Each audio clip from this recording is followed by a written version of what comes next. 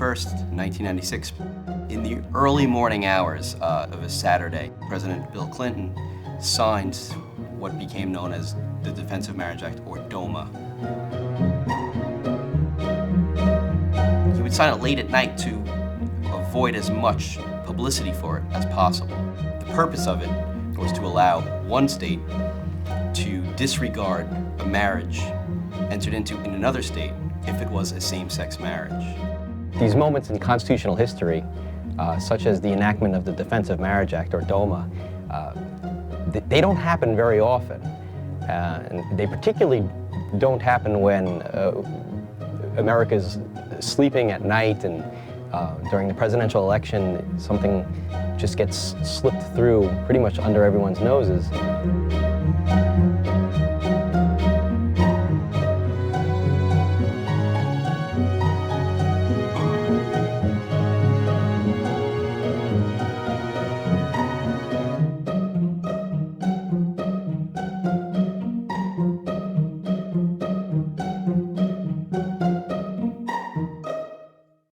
What's being overturned is the full faith and credit clause of the United States Constitution. This is something that was written in 1787. It basically says that one state's going to recognize the laws and the acts and the judgments of another state. Without the full faith and credit clause, if I get a driver's license in New York State, that driver's license wouldn't be recognized in New Jersey.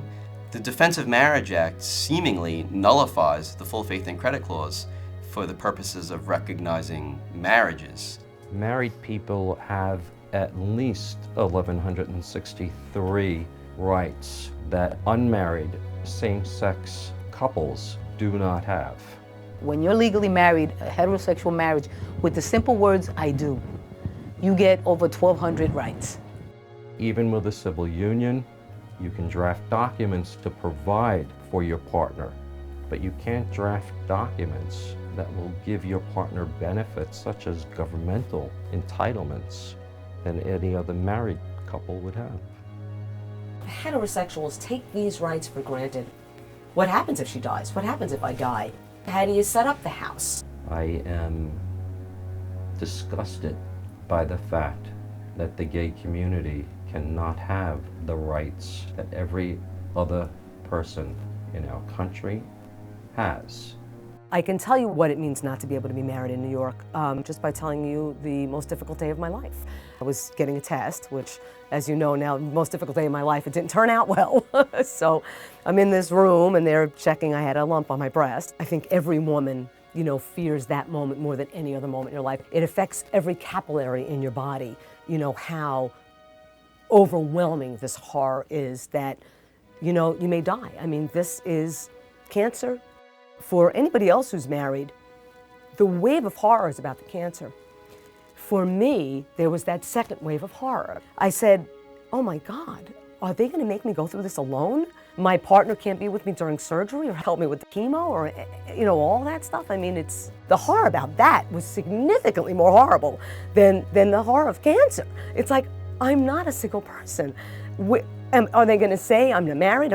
My spouse can't be with me through surgery, help me with doctors? So that, to me, is the single most important thing about marriage. And no one will ever be able to tell me that if we have some other word, they say, what about civil unions? What about this?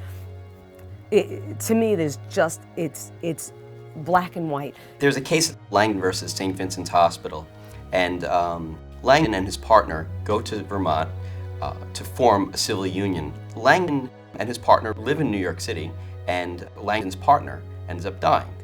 And Langdon brings what's called a wrongful death action. Now, a wrongful death action can be brought by any relative, including a spouse of someone who dies, to try to collect for the death, basically. And the trial court recognizes that this civil union is basically the same as a marriage and allows Langdon, the surviving spouse or the surviving partner in the civil union, really, to collect. Now, it's a very short-lived victory because the appellate division overturns this historic decision. Because it's a civil union and not a marriage, New York doesn't have to recognize it, which is kind of ironic because a civil union is arguably supposed to be the same as a marriage. The full faith and credit clause if in Vermont, the people of Vermont have decided that Langdon and his partner are married, or at least have formed a civil union, which is the same as a marriage, again, in all respects except in name, then New York, rightfully, pursuant to the full faith and credit clause, should recognize that relationship. DOMA prevents all of the federal benefits, such as the gift and estate tax, from being received by same-sex couples. I met my wife, we fell in love, decided we wanted to build a life together. It would have been 22 years. You know, I went from being a loving partner and the person who basically everything we did together. And on January 27th, she was struck and killed by a car. And in that moment, I went from being the most important person in her life to having the rights of a stranger. This is the person that I loved, the person I wanted to spend the rest of my life with. And I had absolutely no right to bury her the way I wanted to get her personal effects, anything, nothing. You have to go back to a case, a very important case that was decided in Hawaii in 1993. 3 couples apply for marriage licenses, and their applications were perfect, except for the fact that they were all members of the same sex. This was the very first time a case went to the highest court in a state, and the highest court decided that this may be a denial of equal protection to not allow members of the same sex to marry. But that result was heard around the United States and mobilized people in the opposition.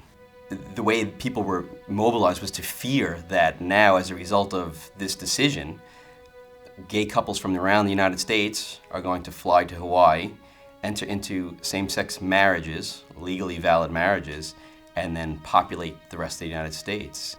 Equality for LGBT people is a very important symbol. Symbols that affect each and every one of us, particularly the youth, when parents are actually able to realize being gay and lesbian is not wrong, because when we have these laws that discriminate against us or that prevent us from being protected, it sends out a message saying we are second class, something's wrong with us, and loving parents don't want their children to be like that. Earl Warren wrote, marriage is a fundamental right, and older even than the Constitution, you know, older than the government, and to deny a fundamental right to people it just goes against our basic principles in this country. The Prop 8 vote on our rights was a very special event in this country, and I don't think people realized it. Where else have we had a piece of discrimination voted on by constituents? You know, what would have happened to African Americans in this country, the Jewish community, Irish Americans, Italian Americans? You know, when every one of these minorities came to the U.S., there was horrible discrimination against them. Could you imagine if they ever had to have a vote to get equality? The problem with the Defense of Marriage Act for all Americans is when you allow a Congress, a legislature, to conceivably overturn a 200-year-old concept, such as the full faith and credit clause, the question is, what's next? The 3 biggest concerns that I have for the gay community, obviously acceptance, to be accepted. We are not trying to change any religion. Religions have a right to marry who they want to marry. They have a right to accept who they want to accept. That is their right. We're asking for fair and equal treatment under the law. Second, to have families that live in unison with other families, so that children who have same-sex parents can in fact talk about their parents and be proud of their parents. What makes us American is not any commonality of culture or custom, because we're all the different customs and all the different cultures and religions and music and foods and tastes that make America great. And so I know 50 years from now we'll have our rights. I hope we have our rights. We won't unless gay people get motivated. DOMA is one of those rare moments when the Constitution fails a certain group of Americans, but really when the Constitution fails some Americans, it fails all Americans, because the risk is that if If this group can have their rights taken away from them, what's to stop every other group from having their rights taken away?